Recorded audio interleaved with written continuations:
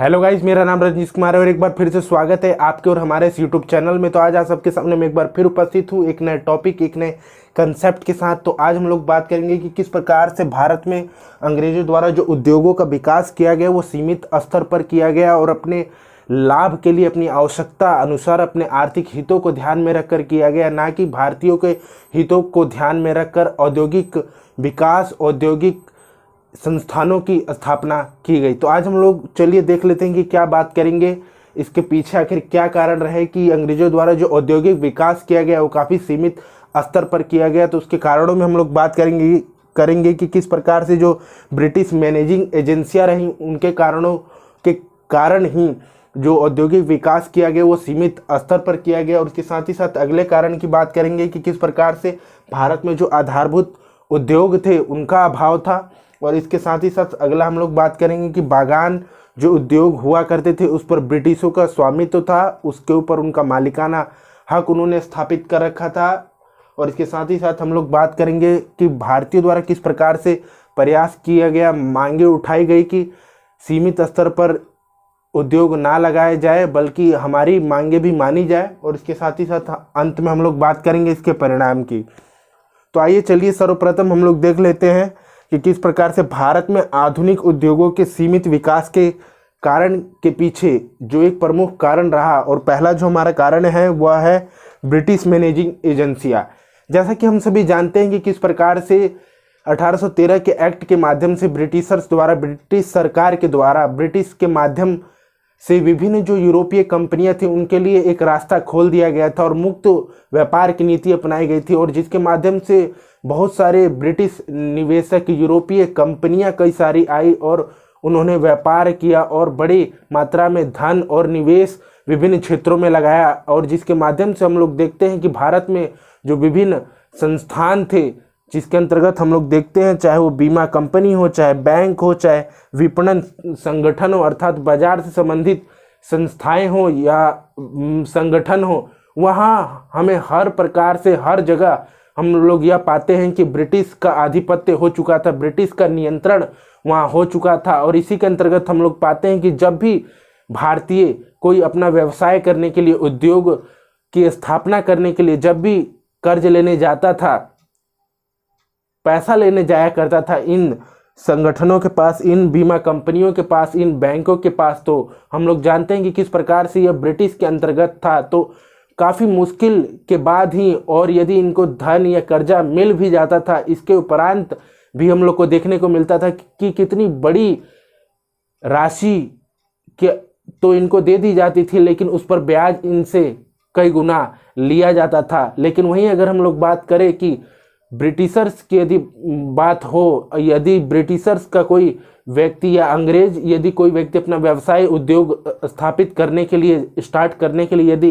कर्ज लेता था, पैसा लेता था, तो उसको सरलता पूर्वक दे दिया जाता था।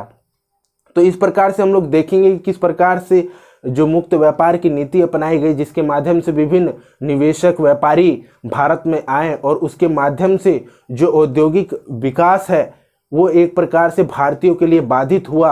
और औद्योगिक विकास सीमित स्तर पर देखने को मिलता है। अब हम लोग बढ़ते हैं नेक्स्ट कारण की ओर, वो है हमारा आधारभूत उद्योगों का अभाव। सर्वप्रथम हम लोग देख लेते हैं कि आधारभूत उद्योग क्या होते हैं। आधारभूत उद्योग वे उद्योग होते हैं जो कि अन्य उद्योगों के लिए एक सहायक के रूप में अपनी भूमिका का अदा करते हैं। और हम लोग जानते हैं कि आधारभूत उद्योगों की यदि हम लोग बात करें तो चाहे वो लौह उद्योग हो, चाहे इस्पात उद्योग हो, चाहे सीमेंट का उद्योग हो, ये सारे आधारभूत उद्योग होते हैं। क्योंकि हम लोग यदि देखें तो लोहे से भी कई प्रकार की वस्तुएं बनती है, लोहे के माध्यम से भी कई अन्य बड़े बड़े कारखाने, उद्योगों को लगाया जाता है। जैसे यदि हम लोग बात करें कि हमें यदि रेल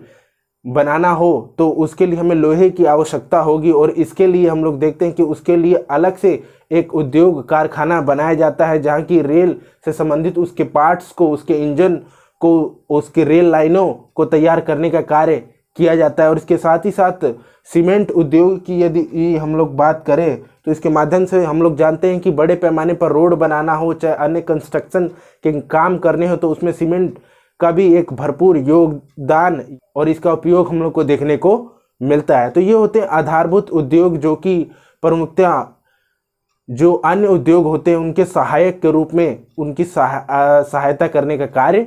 करते हैं। और यदि हम लोग बात करें कि आधारभूत जो उद्योग रहे उनका भारत में कहीं ना कहीं अभाव था, और इसी के कारण जो औद्योगिक विकास रहा वो सीमित स्तर पर हुआ। और ऐसा इसलिए हुआ क्योंकि हम लोग जानते हैं कि ब्रिटिशर द्वारा मुक्त व्यापार की नीति अपनाई गई थी, जिसके अंतर्गत विभिन्न यूरोपीय कंपनियां, विभिन्न व्यापारी भारत में आए।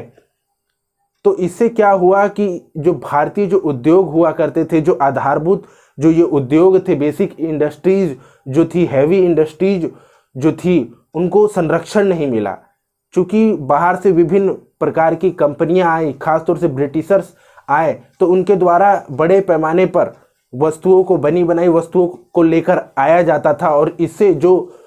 लाभ हुआ करता था वो ब्रिटिशर्स को हुआ करता था। और यहाँ के जो भी आधारभूत उद्योग हुआ करते थे, चाहे हस्तशिल्प का हम लोगों ने पतन भी देखा था कि किस प्रकार से हस्तशिल्प जो उद्योग भी थे वो ब्रिटिश द्वारा बड़े पैमाने पर वस्तुएं लाई जा रही थी, वस्तुओं को लाया जा रहा था औद्योगिक क्रांति के माध्यम से। तो किस प्रकार से जो आधारभूत उद्योग थे उनका पतन देखने की ओर मिलता है, और यही कारण रहा कि इसका सीमित विकास हुआ। लेकिन वहीं अन्य देशों की यदि हम लोग बात करें, चाहे वो ब्रिटेन हो, चाहे इटली हो, फ्रांस हो, यूरोप हो के अंतर्गत विभिन्न देश हो, तो उनके माध्यम से हम लोग को देखने को मिलता है कि उन्होंने अपनी जो आधारभूत उद्योग थी, जो उनके प्रारंभिक उद्योग थे, उनके विकास के लिए उन्होंने नीति अपनाई। और जो भी बाहर से देश आया करते थे उनके ऊपर एक अच्छा खासा आयात कर एक ड्यूटी लगा दी, जिसके माध्यम से उनकी जो वस्तुएं हुआ करती थी वो उनके देशों में ना बिक सके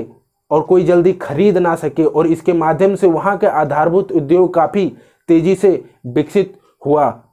और यही कारण रहा कि एक तरफ जहाँ अन्य देश